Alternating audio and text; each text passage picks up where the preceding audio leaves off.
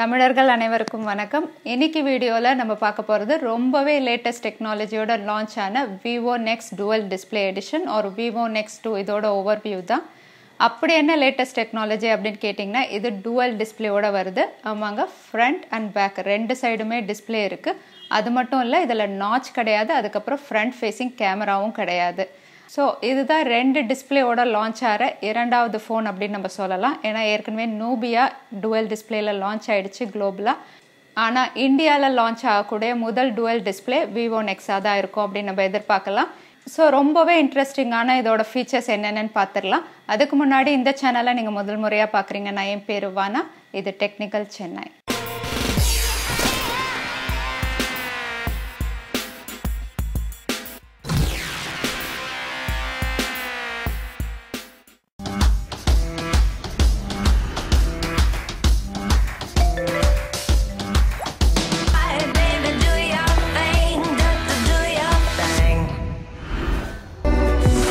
So Vivo Nex Dual Display Edition வந்து Vivo Nexோட successor version அப்படின்னு நம்ம சொல்லலாம். ஏன்னா Vivo Nexும் ஃபுல் ஸ்க்ரீன் டிஸ்பிளேயோட தான் லான்ச் பண்ணியிருந்தாங்க. அது மட்டும் இல்லை, அதோட ஃப்ரண்ட் ஃபேஸிங் கேமரா வந்து பாப்அப் கேமராவாக லான்ச் பண்ணியிருந்தாங்க. இந்த வாட்டி Vivo ஒரு ஸ்டெப் மேலே போய் வந்து ஃப்ரண்ட் ஃபேஸிங் கேமராவே அவாய்ட் பண்ணி டுவல் டிஸ்பிளேவாக ஃபோன் லான்ச் பண்ணியிருக்காங்க. இந்த டுவல் டிஸ்பிளேல அப்படி என்ன யூஸ் அப்படின்னு நீங்கள் கேட்டிங்கன்னா, யூஸ்வலாக நீங்கள் செல்ஃபி பிக்சர்ஸ் எடுக்கும்போது உங்கள் முகம் பார்த்து நீங்கள் ஃப்ரேம் அட்ஜஸ்ட் பண்ணி கிளிக் பண்ணுவீங்க. ஆனால் இந்த டுவல் டிஸ்பிளேனால நீங்கள் ரேர் கேமரா யூஸ் பண்ணும்போதும் நீங்கள் உங்கள் ஃப்ரேமை அட்ஜஸ்ட் பண்ணி நீங்கள் கிளிக் பண்ணிக்கலாம். ரொம்ப எக்ஸைட்டிங் பிக்சர்ஸை நீங்கள் கிளிக் பண்ணிக்கலாம். ஸோ இது உண்மையிலே ஒரு இன்னோவேட்டிவான ஃபீச்சர் தான். மற்ற ஃபீச்சர்ஸ் என்னென்னு பார்த்துடலாம். இது டுவல் டிஸ்பிளேல வர்றதுனால ஃபர்ஸ்ட் இதோட பிரைமரி டிஸ்பிளே பார்த்துடலாம், அதாவது ஃப்ரண்ட் டிஸ்பிளே பார்த்துடலாம். ஃப்ரண்ட் டிஸ்பிளே வந்து 6.3 இன்ச்சஸ் 1080 x 2340 பிக்சல்ஸோட சூப்பர் அமோலட் டிஸ்பிளேயோட வருது. இதோட பேக் சைடு, அதாவது rare side 5.4 inches 1080 x 1920 pixels, இதுவும் சூப்பர் அமோலட் டிஸ்பிளேயோட வருது. இது ஃப்ரண்ட் அண்ட் ரேர் சைடு ரெண்டு சைடுமே டிஸ்பிளே இருக்கிறதுனால இதுக்கு ரெண்டு பவர் பட்டன் கொடுத்துருக்காங்க.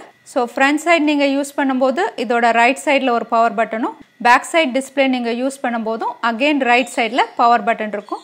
ஸோ இதில் ரெண்டு பவர் பட்டன் கொடுத்துருக்காங்க. ஆனால் வால்யூம் ராக்கர் ஒன்று தான். இது டுவல் டிஸ்பிளேல வர்றதுனால இதோட செக்யூரிட்டி ஃபீச்சர்ஸ் அப்படின்னு பார்த்தீங்கன்னா, ஃப்ரண்ட் சைடில் கேமரா இல்லாததுனால இன் டிஸ்பிளே ஃபிங்கர் பிரிண்ட் ஸ்கேனரில் தான் நீங்கள் அன்லாக் பண்ண முடியும். ரேர் சைடில் கேமரா இருக்கிறதுனால நீங்கள் ஃபேஸ் அன்லாக் மூலயமா ஸ்க்ரீன் ஓப்பன் பண்ணிக்கலாம். அதுக்கப்புறம் இது ட்ரிபிள் ரேர் கேமராவோட வருது. இதோட primary camera 12 megapixel focal 1.7 aperture with optical image ஸ்டெபிலைசேஷனோட வருது. அடுத்த camera 2 megapixel with focal 1.8 aperture, இது டெப்த் சென்சாருக்கு யூஸ் பண்ணுறது. அதுக்கப்புறம் third camera TOF camera with focal 1.3 aperture. இதில் வீடியோ ரெக்கார்டிங் பார்த்தீங்கன்னா இதில் 4K ரெக்கார்டிங் வித் 30 fps-ஓட இதில் நீங்கள் 4K ரெக்கார்டிங் பண்ணலாம். விவோ ரேர் கேமராவில் இன்னொரு புது ஃபீச்சர் இன்க்ளூட் பண்ணியிருக்காங்க. அதுக்கு பேர் ரிங் லைட். அதாவது நீங்கள் லைட் மோடில் ஃபோட்டோஸ் கிளிக் பண்ணோன்னா இது ஒரு ஃப்ளாஷ் மாதிரி உங்களுக்கு யூஸ் ஆகும்.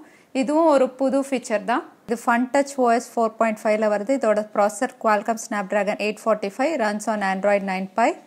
இதன் பேட்டரி 3500 mAh. இதன் GPU Adreno 630. அதனால கேமோட பெர்ஃபார்மன்ஸ் வந்து எக்ஸலண்ட்டாக இருக்கும்.